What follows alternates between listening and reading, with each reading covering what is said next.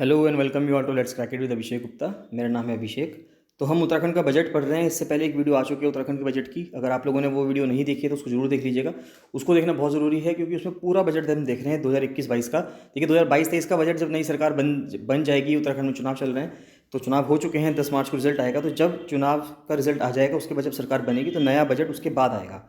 तो ये जो 2021-22 का बजट है, अभी जो अपर पीसीएस होने वाला है और एडवोकेट जनरल होने वाला है उसके एग्जाम में, साथ साथ जो लोअर पीसीएस मेंस है और जो एफआरओ मेंस है, क्योंकि उसमें भी इकोनॉमी सब्जेक्ट आपका इंक्लूड है सिलेबस में, तो वहाँ पे जो सवाल बनेंगे उत्तराखंड से रिलेटेड जो सवाल बनेंगे या इंडियन इकोनॉमी से सवाल जो बनेंगे वो उत्तराखंड के बजट 2021-22 में बनेंगे। तो पहले भी ये पढ़ना ज़रूरी है। जब नया बजट आ जाएगा तो हम नया बजट पढ़ेंगे। स्टार्ट करने से पहले बताना चाहूँगा गाइज कि अगर आपने यूट्यूब चैनल सब्सक्राइब नहीं किया है तो जरूर सब्सक्राइब कर लीजिएगा। साथ ही साथ let's crack it with Abhishek Gupta का फ्री टेलीग्राम चैनल भी है, उसको जरूर ज्वाइन कर लीजिएगा। उसको ज्वाइन करना बहुत ज़रूरी है। वहाँ उसका लिंक जो है इस वीडियो के डिस्क्रिप्शन में मिल जाएगा और वहाँ पे सब चीज़ें आती हैं, जितने भी अपडेट होता है चैनल का सारा वहीं पे आता है। साथ साथ जितने भी करंट अफेयर्स हैं, इन्फॉर्मेशन है, पिक्स हैं, जितनी भी चीज़ें आती हैं, पीडीएफ्स हैं, वो सब वहाँ पे मिलती रहती हैं। तो उनको वहाँ पे देखते रहिएगा। साथ ही साथ इस वीडियो का टारगेट रखा गया है 500 लाइक्स का। अगर आप 500 लाइक्स इस वीडियो पे आ जाएंगे तो इस वीडियो की जो पीडीएफ है उसको फ्री कर दिया जाएगा। उसे कोई भी देख सकता है। इसको let's crack it with Abhishek Gupta का जो फ्री टेलीग्राम चैनल है वहाँ पे शेयर कर दिया जाएगा अगर 500 लाइक्स आते हैं तो इस वीडियो पे अगर 500 लाइक्स अगर आपने कर दिए तो आपको वीडियो फ्री मिल जाएगी। इससे पहले हम काफ़ी चीज़ें कर चुके हैं, अराउंड 10 हम कर चुके हैं। ये 10 पेजेस हम कर चुके हैं यहाँ पे कवर। इसके आगे आता है, साथ साथ बताना चाहूँगा गाइज कि जो लोअर पीसीएस मेंस है और एफआरओ मेंस की जो प्रिपरेशन कर रहे हैं, जिनका क्लियर हुआ है, प्रीलिम्स क्लियर हुआ है, तो लोअर पीसीएस मेंस के लिए और एफआरओ मेंस के लिए प्रिपरेशन बैच चल रहा है, जिसमें लोअर पीसीएस मेंस में दोनों पेपर की पूरी तैयारी करवाई जा रही है, जीएस पेपर की और एसए एंड ड्राफ्टिंग पेपर की। साथ साथ एफआरओ मेंस में जो 3 कंपलसरी पेपर हैं, इंग्लिश, जनरल हिंदी और जीके का जो पेपर है, उसकी पूरी तैयारी करवाई जा रही है। उसमें आंसर राइटिंग प्रैक्टिस है, टेस्ट सीरीज है, सब कुछ उसमें करवाया जा रहा है। तो जो स्टूडेंट्स इंटरेस्टेड हो वो लोअर पीसीएस मेंस में और एफआरओ मेंस का जिनका प्रीलिम्स क्लियर हुआ है वो उसमें ज्वाइन कर सकते हैं। तो देखिए यहाँ पे हमने कल पढ़ा था एक राष्ट्रीय कृषि विकास योजना से हम पढ़ रहे हैं। जो राष्ट्रीय कृषि विकास योजना है इसको इंग्लिश में यही कहते हैं नेशनल एग्रीकल्चर डेवलपमेंट प्रोग्राम।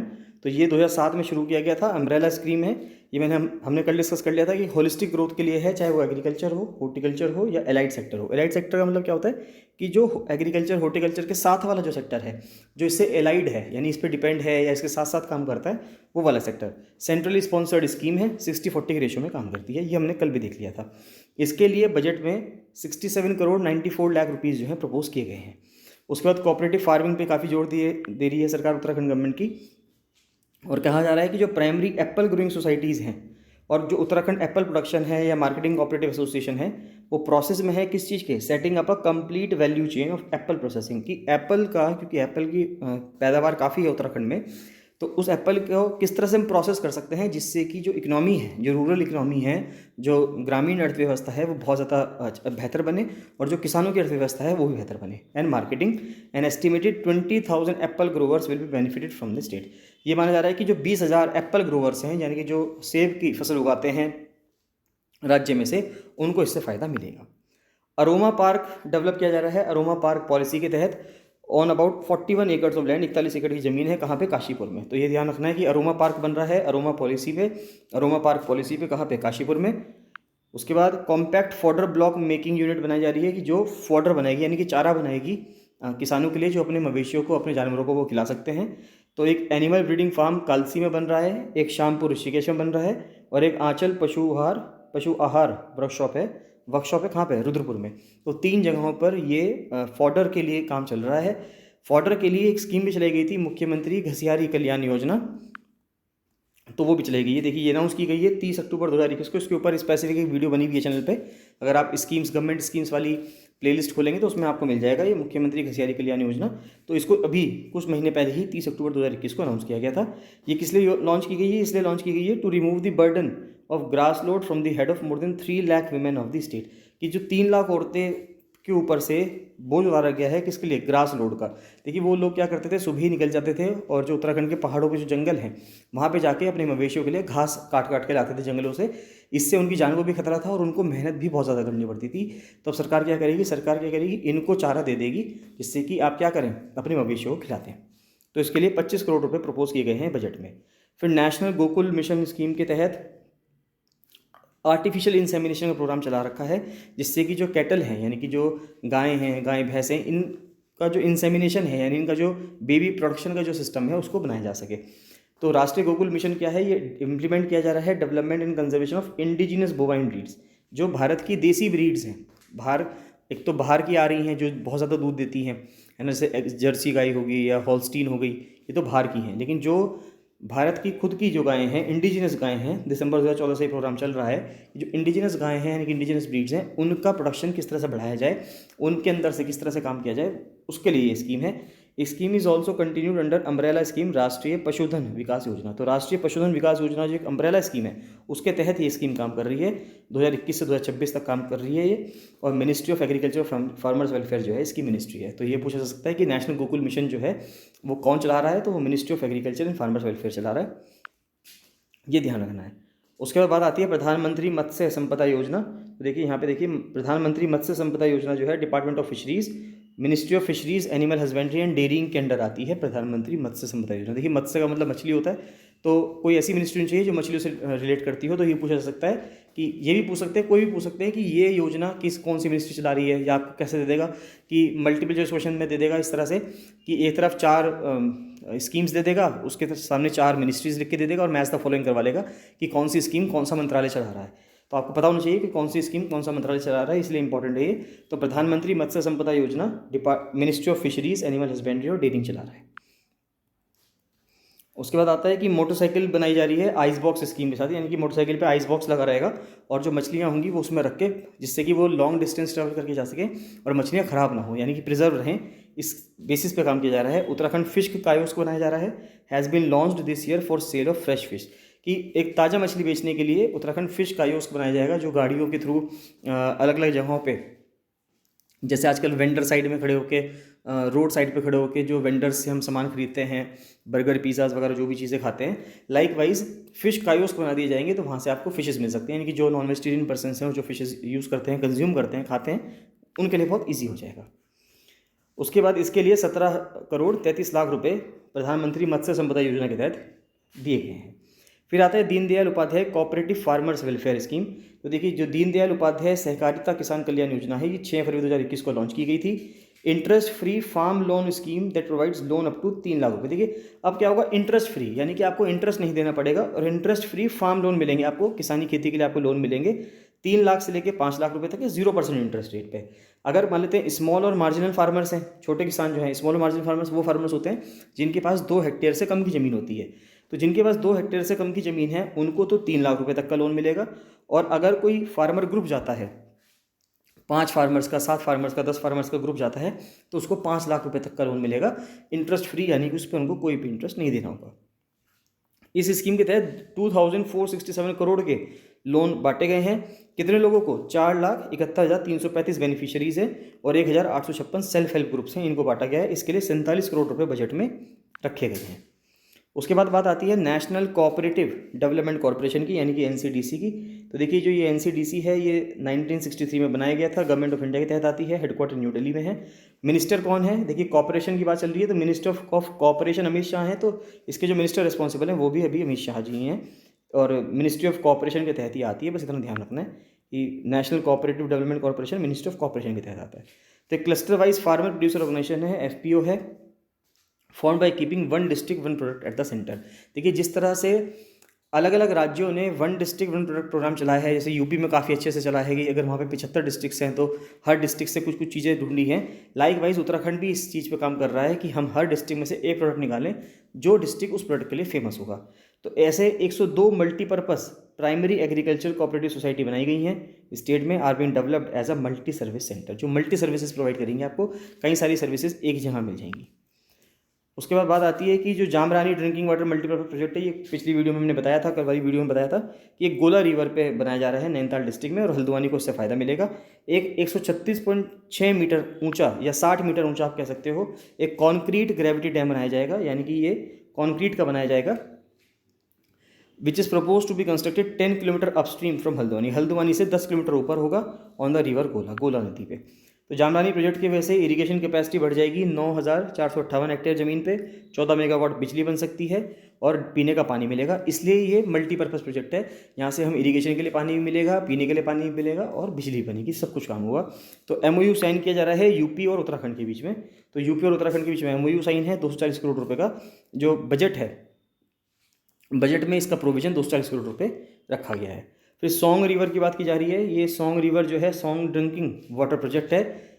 ये बनाया जा रहा है constructed for the supply of drinking water in the urban and suburban areas of Dehradun district. देखिए देहरादून से बहती हुई, ऋषिकेश के थ्रू बहती हुई, या आप कह सकते हैं राजा जी नेशनल पार्क के थ्रू बहती हुई ये नदी आती है, सोंग नदी, और गंगा से मिल जाती है। तो अब ये जो नदी है सोंग नदी, ये अर्बन और सब अर्बन एरियाज़ जो हैं, यानी कि शहरी एरिया और जो सबर्ब्स हैं उसके देहरादून डिस्ट्रिक्ट के आसपास के, तो वहाँ पर ये पानी पीने का, जो पीने का पानी है उसकी प्रोवाइड करने की फैसिलिटीज़ प्रोवाइड करेगी। एक सोंग नदी पर डैम बनाया जा रहा है। Supply of drinking water can be insured by gravity supply of 150 mld million 150 mld होगा फॉर अबाउट 50 ईयर्स तक। अगर वहाँ पे ड्रिंकिंग वाटर को इस तरह से बनाया जा रहा है कि 150 mld तक हम पानी प्रोवाइड कर सकते हैं अगले 50 सालों में देहरादून के अर्बन और सब अर्बन एरियाज़ जो हैं, अगर हम वहाँ पे सोंग डैम बना दें, यानी सोंग नदी पे डैम बना दें, तो इसके लिए 150 करोड़ रुपए जो हैं बजट में रखे गए हैं।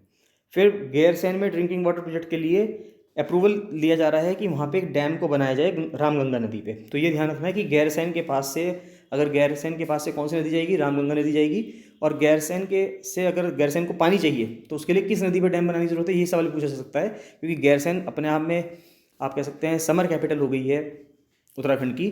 तो ये पूछा जा सकता है कि गैरसैंण को अगर पानी चाहिए तो वो किस नदी से उसको पानी मिलेगा, तो वो रामगंगा नदी से उसको पानी मिलेगा। Work of reviving one water source is being done in every district. अब देखिए जितने भी वाटर सोर्स अगर सूख गए हैं, ख़त्म हो गए हैं, तो उनको रिवाइव करने के लिए काम चल रहा है कि हर डिस्ट्रिक्ट में एक वाटर सोर्स को रिवाइव किया जाए। Extensive plantation has been done in the region of the Rispana river और कोसी रिवर। तो कोसी रिवर हुई, रिस्पना नदी हुई, देहरादून में बहती है ये नदी। तो वहाँ पे काम किया जा रहा है कि प्लांटेशन किया जा रहा है, यानी कि पेड़ पौधे उगाए जा रहे हैं इन नदियों के किनारे, जिससे कि इनकी मिट्टी का कटान ना हो और वहाँ पे पानी जो है वो बने, पानी जो है वो वहाँ पे जमा हो और उन नदियों के अंदर पानी आए। Suryadhar lake has been completed in Dehradun. Suryadhar lake जो है वो कंप्लीट हो चुका है देहरादून में। पूछा जा सकता है आपसे कि सूर्यधर लेक उत्तराखंड में कहाँ सिचुएटेड है, तो देहरादून में सिचुएटेड है। और कुछ और लेक्स पे काम चल रहा है, ये बहुत इंपॉर्टेंट चीज़ें हैं। ये पूछा जा सकता है आपसे कि गैरसैंण एक लेक है चमोली में, ठीक है, कोली हेड एक चंपावत में, गागास लुआली अल्मोड़ा में, और थारकोट है पिथौरागढ़ में। तो ये नाम पूछ सकते हैं कि ये क्या है। पहली बात तो ये लेक्स हैं उत्तराखंड के, कौन सा लेक कहाँ पे है, मैच द फॉलोइंग करने के लिए आ जाएगा, तो उसको जरूर देख लीजिएगा। और जो जल जीवन मिशन है, जल जीवन मिशन जो सेंट्रल गवर्नमेंट ने चला रखा है, उसके तहत हमें हर घर नल से जल स्कीम के तहत कि हमें घर घर तक नल से जल पहुंचाना है, यानी लोगों को जो है पानी के लिए इधर उधर भागना ना पड़े, इधर उधर भटकना ना पड़े। तो उत्तराखंड स्टेट में 14,61,910 फैमिलीज ऐसी हैं गाँव के एरियाज़ में, रूरल एरियाज़ में, जिनको 55 लीटर हर रोज़ पर पर्सन पर डे के रूप में ड्रिंकिंग वाटर मिलेगा, एक प्रेस्क्राइब्ड क्वालिटी के हिसाब से, through domestic operational tap connection. यानी कि घरों में जो कनेक्शन है, टैप कनेक्शन है, यानी कि टंकी जो है वो ऑपरेशनल होगी कि टंकी खोलेंगे तो पानी आ जाएगा, ऐसा नहीं होगा टंकी खुली हुई है पानी ना आए 2022 तक। तो देखिए क्या कह रहा है जल जीवन मिशन। एक देखिए इंग्लिश और हिंदी दोनों में लिखा हुआ है, तो मैं इंग्लिश में पढ़ के आपको बता देता हूँ, बाकी सेम चीज़ हिंदी में लिखी हुई, चाहे तो आप एक बार पढ़ लेना। तो जल जीवन मिशन पहली बात तो देख लेते हैं कि department of drinking water sanitation के तहत आता है। मिनिस्ट्री ऑफ जल शक्ति जो है उसको इम्प्लीमेंट कर रही है। तो Jal Jeevan mission is envision to provide safe and adequate drinking water. देखिए साफ पीने का पानी को प्रोवाइड कर रही है through individual household tap connection by 2024। तो ये कहा जा रहा है कि 2024 तक जितने भी घर हैं रूरल इंडिया में, ग्रामीण भारत में जितने भी घर हैं, सबको पीने के पानी के लिए टंकी मिल जाएगी उनके घर में, और उनके घर में 55 लीटर पर पर्सन पर डे। अगर उनके घर में 2 आदमी हैं तो 110 लीटर पानी आएगा उनके घर में। इस तरह से पानी जो है प्रोवाइड किया जा रहा है। उसके बाद है लॉन्च इन 2019 में स्कीम लॉन्च की गई थी। It envisages supply of 55 litre पानी per person per day to every rural household through functional household tap connection. Fund sharing जो है 90 और 10 की है सेंटर और स्टेट में। अगर 90 और 10 कब है, जब अगर हिमालयन और नॉर्थ ईस्टर्न स्टेट्स हैं, जैसे उत्तराखंड एक हिमालयन स्टेट है, तो हमें 90% पैसा जो है इसकी स्कीम के लिए सेंट्रल गवर्नमेंट से मिल जाएगा, 10% ही उत्तराखंड सरकार को देना पड़ेगा। 50% होगा दूसरे राज्यों के लिए और 100% होगा यूनियन टेरिटरीज़ के लिए। यूनियन टेरिटरीज़ में क्योंकि वो डायरेक्ट ही केंद्र के अंदर होती हैं, तो सारा पैसा कौन खर्च करेगा, केंद्र सरकार खर्च करेगी। तो इसके लिए 667 करोड़ और 76 लाख रुपीज़, इतने सारे पैसे जो हैं इस स्कीम के लिए आवंटित किए गए हैं इस बजट में। Water connection fee has been reduced by government from 2300। तो यहाँ पे बताया जा रहा है जब बजट पेश किया गया कि वाटर कनेक्शन फ़ी जो है उसको कम कर दिया गया है। पहले वाटर कनेक्शन फ़ी 2300 रुपये हुआ करता था, अब 1 रुपया कर दिया गया है उसको जल जीवन मिशन के तहत। ये सवाल बहुत इंपॉर्टेंट है, पूछा सकता है। तो देखिए ये चीज़ आप अपने मेंस के आंसर में भी लिख सकते हैं कि उत्तराखंड गवर्नमेंट, अगर पूछा जाए कि उत्तराखंड गवर्नमेंट क्या काम कर रही है राज्य की इकनॉमी को अच्छा करने के लिए, राज्य को एक आप कह सकते हैं कि इन्वायरमेंट फ्रेंडली बनाने के लिए या बिजनेस फ्रेंडली बनाने के लिए, किसी भी तरह से आप सवाल पूछ सकता है वो। या उत्तराखंड के ऊपर ऐसे लिखना है, तो जब उत्तराखंड के ऊपर ऐसे लिखना आता है तो आप जितना उसको करंट से जोड़ेंगे अपने ऐसे को या अपने आंसर को, उतना आपका आंसर बहुत अच्छा बन जाएगा। तो ये चीज़ें जो है सवाल पूछे जा सकते हैं और ये सब चीज़ें आप आंसर में लिख भी सकते हैं। उसके बाद आता है पेरी अर्बन स्कीम। देखिए पेरी अर्बन स्कीम में इंपॉर्टेंट बात यह है कि पेरी अर्बन का मतलब क्या होता है, पेरी अर्बन एरिया क्या होते हैं। पेरी अर्बन एरिया वो अर्बन एरिया होते हैं, ना तो वो पूरी तरह से शहर होते हैं ना वो पूरी तरह से गांव होते, जहाँ से गांव धीरे धीरे शहर की तरफ चलने लगता है। गांव और शहर के बीच का जो ट्रांजिशन एरिया है उसको हम पेरी अर्बन के एरिया कहते हैं। तो peri urban areas are zones of transition from rural to urban land. जैसे ही आप गाँव से निकल के शहर की तरफ बढ़ने लगते हैं तो ये क्या हो गया अपना में, ये एक पेरी अर्बन एरिया हो गया।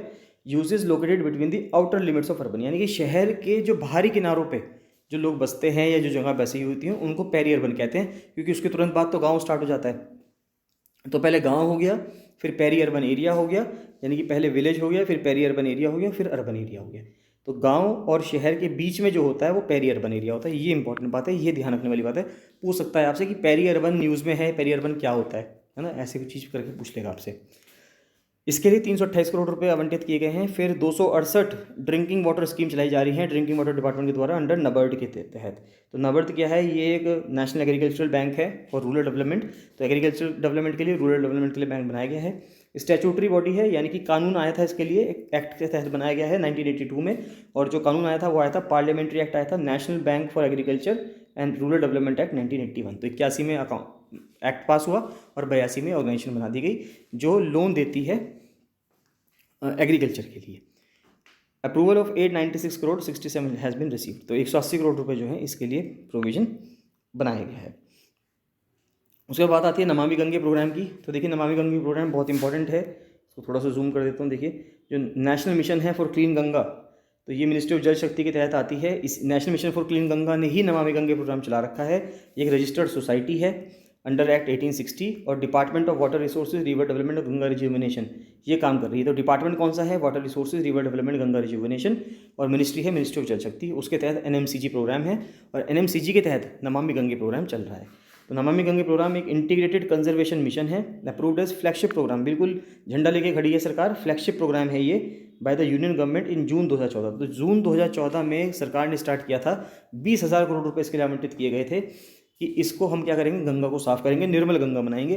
To accomplish the twin objectives of effective abatement of pollution. तो 2 काम करने थे इनको, एक तो पोल्यूशन खत्म करना था नदी में से और कंजर्वेशन करना था और रेजुविनेशन करना था। रेजुविनेशन मतलब उसका पुनरुत्थान करना था नेशनल रिवर इसका गंगा का, यानी कि गंगा जो है अपने आप में क्या है, नेशनल रिवर है। तो ये हमें नमामि गंगे प्रोग्राम के तहत करना था।